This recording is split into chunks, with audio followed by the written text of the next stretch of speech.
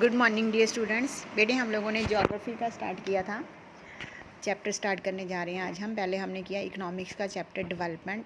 मैं I hope कि आप सबको क्लियर हो गया होगा। उसमें अगर कोई भी बेटे आपकी क्वेरी है आप पूछो। जब हमारा डाउट सेशन होता है उसमें आप लोग सब बेटे वो क्लास अटेंड करो, जिसमें आपको कोई भी डाउट है पूछो।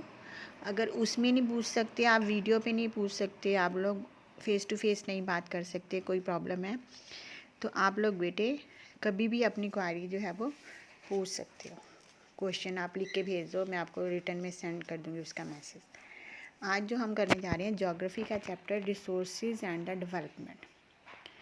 रिसोर्सेज क्या होते हैं, क्लास 8 से पढ़ते आ रहे हो आप लोग। All the things in our surrounding which help us to fulfill our needs, that's are the resources, that called resources. लेकिन इस क्लास 10th में हम थोड़ा इसके बारे में डिटेल में पढ़ेंगे, रिसोर्सेज एंड डेवलपमेंट के बारे में कि इन रिसोर्सेज को कैसे डेवलप किया जाता है, डेवलपमेंट में कैसे ये रिसोर्सेज जो है वो हमें पार्टिसिपेट करते हैं, कैसे योगदान देते हैं, कैसे हम रिसोर्सेज से इम्प्रूवमेंट कर सकते हैं, या फिर रिसोर्सेज की टाइप्स क्या है, क्लासिफिकेशन क्या है, रिसोर्सेज कौन कौन से टाइप्स के हैं। जैसे क्लास हमने पढ़ा था ना, हमने क्लास 8th में on the basis of renewability, on the basis of occurrence, on the basis of origin, on the basis of development, ये सब कुछ हम क्लास 8 में करके आए हुए हैं। इसमें जो है हम वो क्लासिफिकेशन तो लेंगे, साथ में इसमें आ जाएगा कुछ हमारा wild on the basis of ownership, national resources कौन से होते हैं, इंटरनेशनल रिसोर्सेज क्या होते हैं, ये सब कुछ।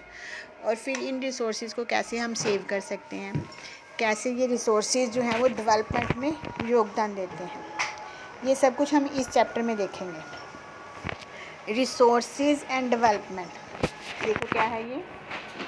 Can you identify the name the various item used in making the life comfortable in our village and towns, list the item and name the materials used in their making. हम अपने आसपास जितनी भी चीज़ें देखते हैं, कौन कौन सी वो चीज़ें हैं जो हमारी लाइफ को कंफर्टेबल बनाते हैं।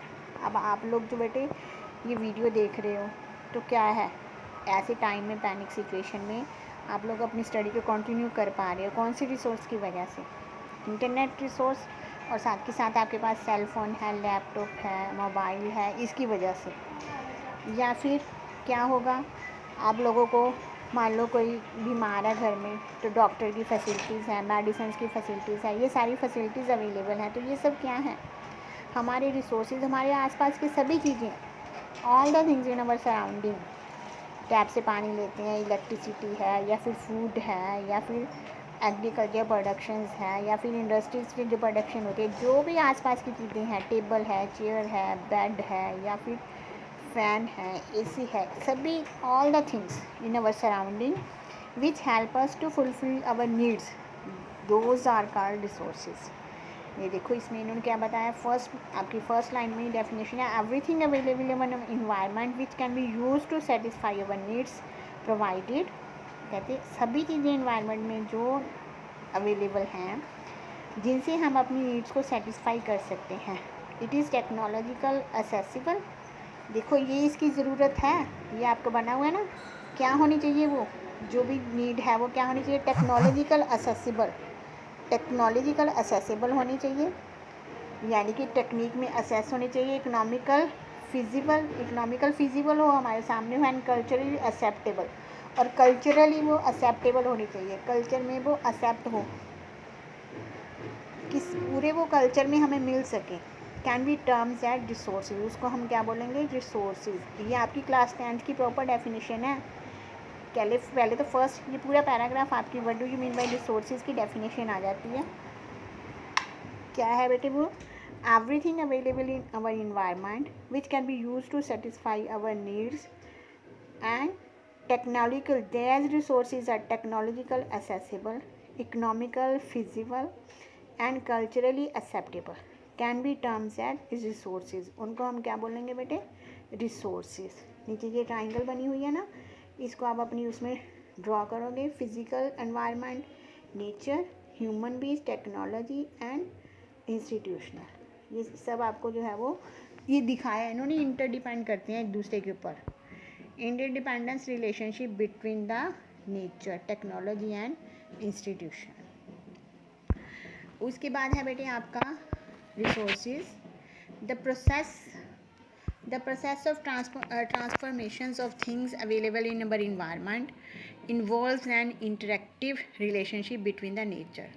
जो भी कहते हैं हमारे इन्वायरमेंट में थिंग्स अवेलेबल हैं वो क्या करती हैं, इंटरेक्टिव रिलेशनशिप होता है उनका नेचर, टेक्नोलॉजी एंड इंस्टीट्यूशंस के साथ। जी हमने इसमें ट्रायंगल में देखा ना, नेचर जो है वो ह्यूमन बींग्स जो है वो क्या करते हैं, नेचर से चीज़ लिया, फिर टेक्नोलॉजी का यूज़ करके उसने इंस्टीट्यूशंस ये सब बनाया, उसने हम यूज़ करने के लिए लाइक वो चीज़ें बनाई। Human beings interact with nature through technology and create institutionals to accelerate their economic development. Human being क्या करता है बेटे, नेचर से चीज़ें लेता है, टेक्नोलॉजी का यूज़ करके इंस्टीट्यूशनल्स से वो चीज़ें जो है वो एक्सेलरेट बनाता है ताकि वो उनको योग्य बनाता है, ताकि वो इकोनॉमिक डेवलपमेंट में अपना योगदान दे सके, आर्थिक विकास में अपना योगदान दे सके। Do you think that the resources are free gift of nature as it assumed by many? Free gift of nature है, सभी लोग, हम शुरू से हमने क्लास 8 में भी आपको ये बताया ना कि resources are the free gift of nature. Some resources जैसे लैंड हो गया, वाटर हो गया, सनलाइट हो गया, these are the free gift of nature. They are not, resources are a function of human activities. कहते हैं रिसोर्सेज क्या है, वो एक ह्यूमन एक्टिविटी का एक फंक्शन है। Human beings themselves are essential components of resources. ये हमने पहले भी पढ़ा कि ह्यूमन बींग्स जो है वो अपने आप में एक एसेंशियल कंपोनेंट है रिसोर्सेज का। They transform material available in our environment into resources and use them.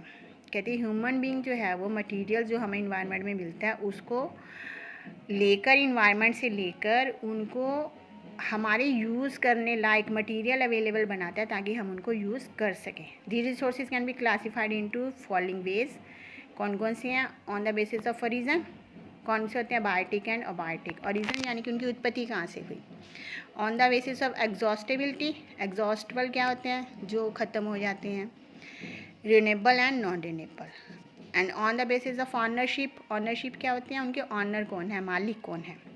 Individual, community, national and international. And on the basis of status of development, develop कैसे हुई है, कौन कौन से potential development, stocks and reserves. नीचे ये flow chart बना हुआ है बेटे, ये चार्ट आप अपनी नोटबुक्स में बनाओगे। Resources, nature and human, nature में रिन्यूएबल एंड नॉन रिन्यूएबल, फिर आगे उनकी टाइप्स होगी, कॉन्टीन्यूस और फ्लो, विंड वाटर्स हो गए और बायोलॉजिकल हो गए, नेचुरल वेजिटेशंस वगैरह होगी, वाइल्ड लाइफ होगी। नॉन रिन्यूएबल में कौन से हो गए? रिसाइकेलेबल मेटल्स हो गए, नॉन रिसाइकेलेबल फॉसिल फ्यूल वगैरह हो गए। ह्यूमन में structures of institution, quality and quantity हो गया। ये तो सिर्फ लिया है, जैसे ये ऊपर दिया हुआ ना बेटे, इनको भी आप एक फ्लो चार्ट में बनाना। रिसोर्सेज के on the basis of origin, on the basis of exhaustibility, ये भी आप एक फ्लो चार्ट में रिसोर्सेज की क्लासिफिकेशन को बनाना। Classification of resources. आज इस वीडियो में इतना ही, नेक्स्ट हम नेक्स्ट वीडियो में करेंगे।